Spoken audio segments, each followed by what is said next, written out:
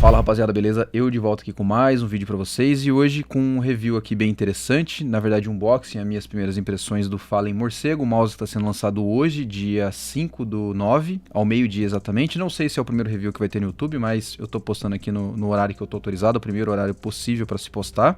E bom, vamos fazer um unboxing desse cara aqui, depois dar uma olhada mais detalhadamente e tudo mais que a gente costuma fazer aqui no review, então bora lá. Então é um mouse que vem naquela caixinha padrão dos produtos da Fallen Store, igual o Pantera Pro, por exemplo, que inclusive eu recebi aqui também as unidades novas do Pantera Pro.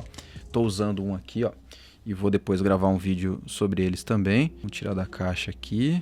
Então junto aqui temos o cabo USB-C, que já tem aqui plugado o extensor USB na cor prata e o receptor sem fio, que para quem não sabe, esse extensor aqui vem para deixar o receptor mais próximo possível do mouse, né, e diminuir a latência da transmissão, né. Temos aqui também uma tampinha, né, uma tampinha sólida, sem furos, ao contrário da que está instalada aqui no mouse, que a gente já vai dar uma olhada. O que mais que tem aqui? Tem um conjunto extra de mouse fit e tem uns quadradinhos pequenos aqui, que são os espaçadores do switch, imagino eu, mas depois a gente dá uma olhada com calma. Tem um pequeno manual aqui com as instruções e as especificações técnicas, tá? Mas eu já falo um pouquinho sobre elas mais pra frente também. E por fim temos aqui o mouse, né, com a carcaça toda furada, mas tem a parte superior aqui inteira também para quem prefira usar. E aqui é o seguinte, tá? Para quem conhece um pouco mais de mouse, vai se lembrar de um mouse que tem há um tempinho que já foi lançado, que é o Ponage assimétrico. E é basicamente o mesmo mouse, porém ele está mais atualizado. Esse daqui usa o PixArt 3395, que é o sensor assim mais usado, um dos melhores para ser usado hoje em dia, se não o melhor, né? Tem algumas variantes, mas que poucas empresas usam, como a Razer, mas basicamente o 3395 é o melhor sensor que a gente tem. E quanto à qualidade do mouse, é o seguinte, tá? Ele é bem sólido, eu posso apertar ele com bastante força aqui que ele não vai ceder, então a construção dele tá realmente muito boa. Essa tampa de cima é removível, que dá para colocar aquela que a gente viu e tá bem encaixada aqui, tá? Não solta, não balança, tá bem encaixada mesmo. Essa parte aqui de cima, os botões, dá para tirar também, tá? E aqui nessa parte é onde a gente coloca aqueles espaçadores, né? Que basicamente vai fazer o switch ser acionado um pouco mais cedo, né? Gerando um pouco mais de tensionamento no switch.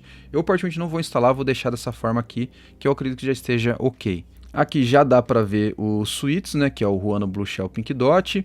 Os laterais também são o Ruano, tá? Mas não é o Ruano Blue Shell Pink Dot, mas é um Ruano, que já é um switch bem bom.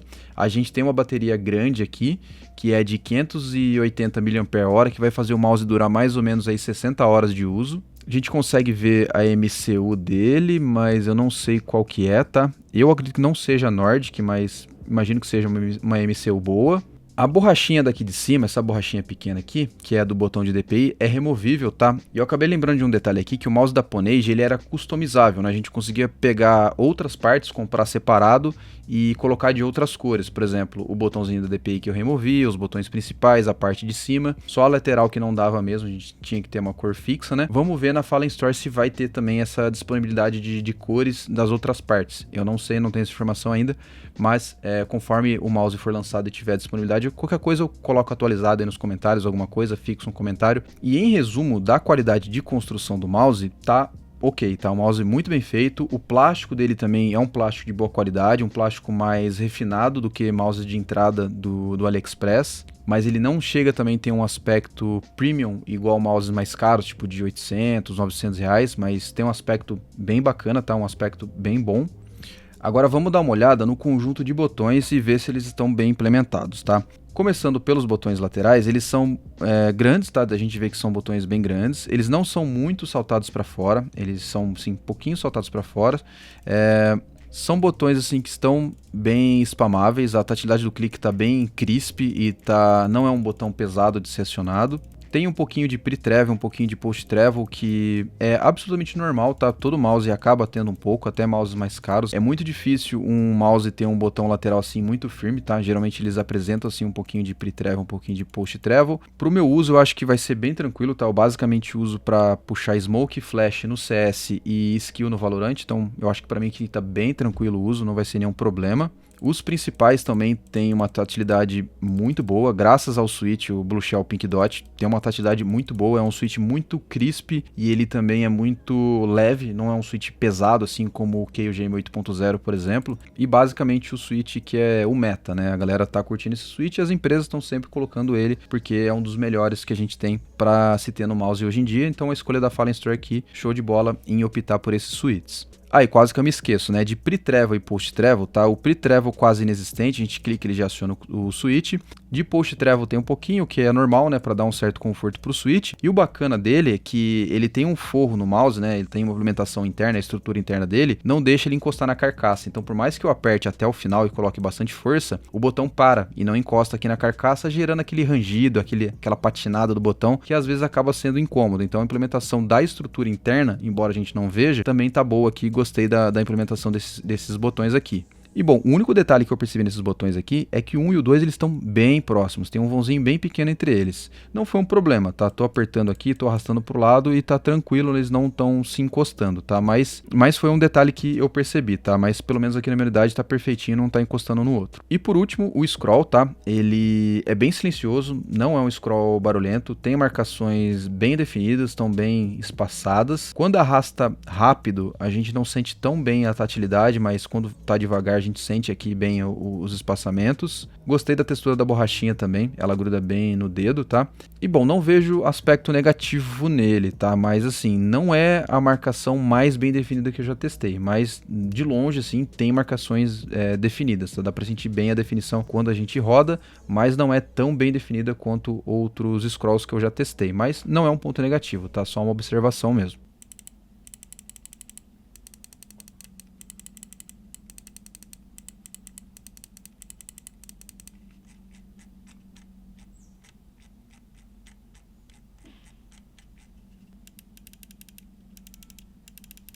Bom, aqui na parte de baixo dele a gente tem a chavinha que é para cima ou para baixo. Para cima ela vai ligar apenas o RGB aqui do scroll, que é basicamente para marcação da DPI. A gente troca aqui a DPI, ele troca de cor, inclusive a cor é customizável no software. E colocando a chavinha para baixo, aí ele liga tanto a luz aqui em cima quanto a luz da tira LED aqui embaixo. Esse mouse ele tem uma tecnologia, né, que praticamente todo outro mouse tem. Quando a gente mexe no cursor ele apaga o LED, tá? Então quando a gente está usando o mouse, fazendo movimento, ele apaga o LED para economizar bateria, tá? É uma inteligência que o mouse tem e praticamente todo outro mouse tem também, tá? Não é nenhuma grande novidade, mas é bacana essa implementação porque vai ajudar na economia da bateria. Na parte de dentro tem o logo da Fallen Store aqui com RGB, mas é preto essa parte aqui, não sei o porquê que veio preto, mas poderia ser branco na minha opinião, já que o mouse é branco, acho que ficaria um pouco mais harmonioso, digamos dessa forma, mas detalhezinho bobo também, porque quase nem dá para ver lá dentro, né? Mas poderia ser branco sim. E dos fits, né, a gente tem 4 fits pequenos aqui, que são fits que tem cantos assim bem arredondados, tá? Achei que o glide dele tá bem suave, não passa aquela sensação de tá raspando, sabe?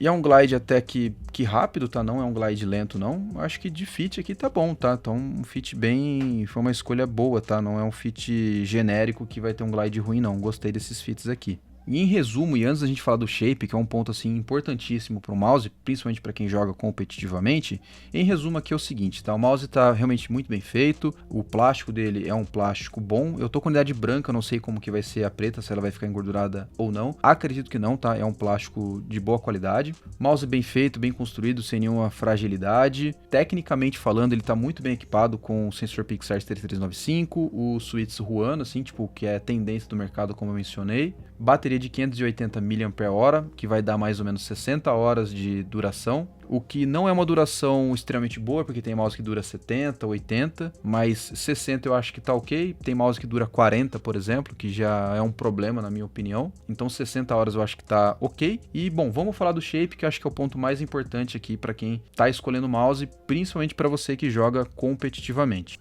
Bom, agora na questão da medida desse mouse, ele tem 120 mm de comprimento, 66 de largura aqui na parte do grip e 42 de altura.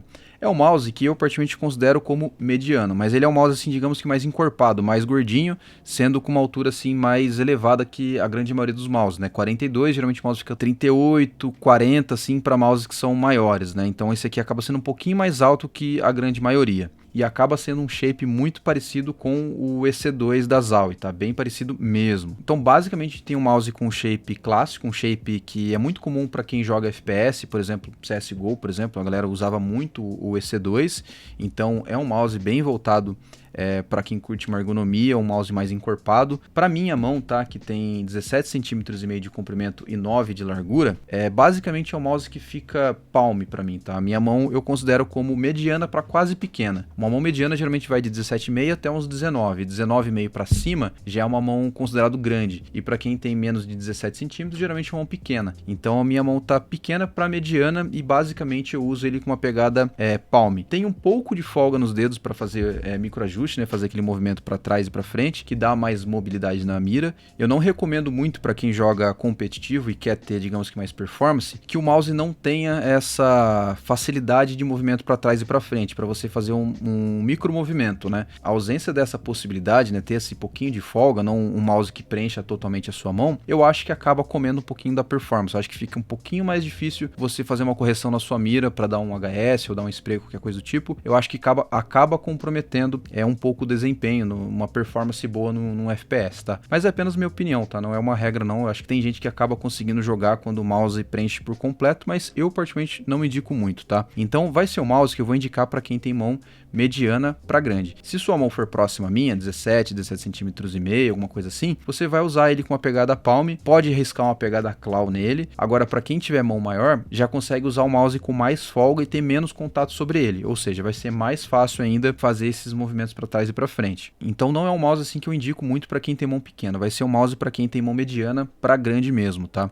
E para pegadas palm e pegada claw. Eu vou ficar devendo uma informação para vocês, guys, que é referente ao software, tá? Mas eu imagino que ele vai ser igualzinho ao Pantera Pro, que basicamente vai ser possível ajustar o debounce time, fazer remap das teclas, trocar o DPI, ajustar o poly rate, ativar e desativar o motion sync e ajustar o LOD entre 1 e 2 milímetros. Tem parte de macro também, então eu acredito que vai ser o mesmo software, tá? Não vai ter nenhuma alteração. E bom, pra gente finalizar aqui na questão da performance do mouse, é o seguinte, tá? Fiz testes mais técnicos e não identifiquei nada de errado. Num teste mais prático, jogando CS2, eu vou deixar rolando uma gameplay de mata-mata enquanto isso, mas eu joguei competitivamente com ele também e não tive nenhum problema. O mouse tá realmente performando muito bem, seja na parte técnica, seja no conjunto de botões ali, tá tudo tranquilinho, o mouse tá performando bem. Inclusive eu gostei dessa opção de mouse, né? Sendo mais leve e sendo sem fio também, fugindo um pouco do que a gente tem aqui no mercado brasileiro, que geralmente é um mouse ergonômico pesado e tal. Então eu gostei dessa opção. Inclusive o mercado como um todo de mouses carece de mouse ergonômico que seja mais voltado por um custo-benefício. Inclusive eu acredito, tá, e acho que é um preço bom para esse mouse de R$399, no máximo ali uns 450. Eu acho que vai ser um preço muito bom, visto que é um produto que vai dar para comprar no Brasil, vai chegar rápido, não vai correr risco de ser taxado, vai ter garantia e tudo mais. Então de 399 até uns 450 eu acho que tá um preço bem bom para esse produto. Eu não sei quanto de fato ele vai estar sendo vendido, mas se estiver nessa faixa de preço, eu acho que vai ser um preço bem atrativo. E do mais, é isso, tá? Agradeço você que assistiu até o final. Se possível, deixa aquele like,